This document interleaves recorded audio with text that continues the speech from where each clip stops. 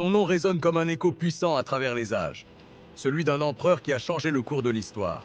Il était un visionnaire, un conquérant, un bâtisseur. Il était Constantin le Grand.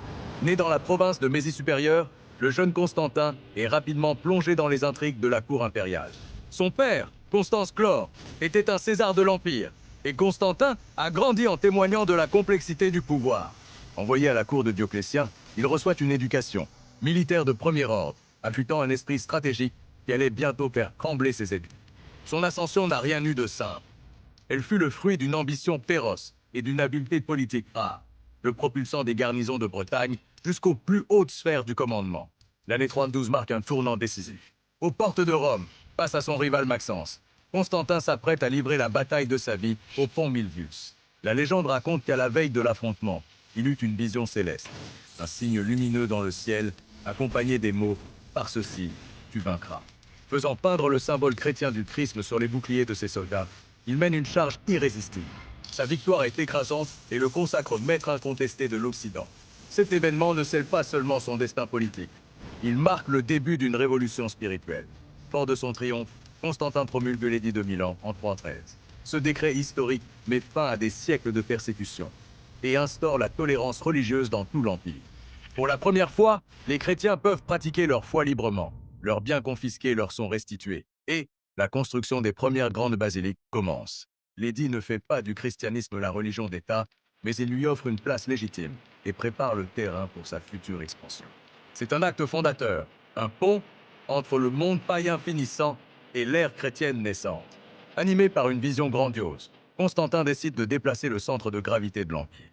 Il choisit l'ancienne cité de Byzance, un carrefour stratégique entre l'Europe et l'Asie, pour y fonder sa nouvelle capitale. Inaugurée en 330, Constantinople devient la nouvelle Rome. Des palais somptueux, des forums immenses, des aqueducs et des églises majestueuses s'élèvent, témoignant de la puissance et de la richesse de son règne. La ville deviendra le phare de la civilisation byzantine pour les 1000 années à venir. L'héritage de Constantin est immense et complexe. En favorisant le christianisme, en réformant l'armée et l'administration, et en fondant une capitale qui survivra à Rome elle-même, il a redessiné la carte politique et religieuse du monde. Son règne a jeté les bases de l'Europe médiévale et a laissé une empreinte indélébile sur la civilisation occidentale. Il n'était pas seulement un empereur, il fut l'architecte d'un nouveau monde. Autrefois persécuté, s'apprêtait à changer le cours de l'histoire. Au début du IVe siècle, l'Empire romain est un colosse divisé, tant sur le plan politique que spirituel. Les chrétiens, considérés comme une secte étrange et subversive, subissent de terribles persécutions.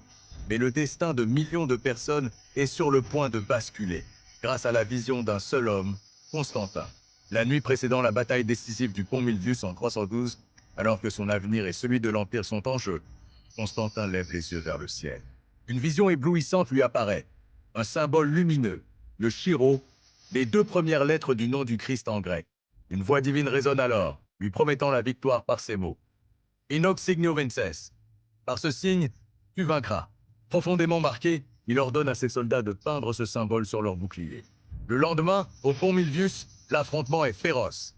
Guidés par ce nouvel étendard, les troupes de Constantin remportent une victoire écrasante contre son rival Maxence. Cette victoire n'est pas seulement militaire, elle est perçue comme un miracle, une preuve irréfutable de la puissance du Dieu des chrétiens. Pour Constantin, le message est clair. Sa destinée est désormais liée à cette foi. Fort de cette conviction, Constantin, devenu maître de l'Occident, promulgue avec son co-empereur Licinius l'édit de Milan en 313. Ce décret historique met fin à des siècles de persécution et accorde la liberté de culte à tous les citoyens de l'Empire, y compris aux chrétiens. Des scènes de joie et de soulagement éclatent dans les communautés chrétiennes, qui peuvent enfin pratiquer leur foi au grand jour, sans crainte. La conversion de Constantin marque un tournant radical. L'empereur ne se contente pas de tolérer le christianisme, il le favorise activement. Il finance la construction de basiliques majestueuses, comme Saint-Pierre de Rome et le Saint-Sépulcre à Jérusalem. Il convoque le concile de Nicée pour unifier la doctrine chrétienne, jetant les bases d'une église structurée et puissante. Progressivement, le christianisme passe du statut de religion persécutée à celui de religion d'État, façonnant l'identité même de l'Empire. L'héritage de Constantin est immense. Sa conversion n'a pas seulement sauvé le christianisme de l'oubli, elle l'a propulsé au centre de la civilisation occidentale.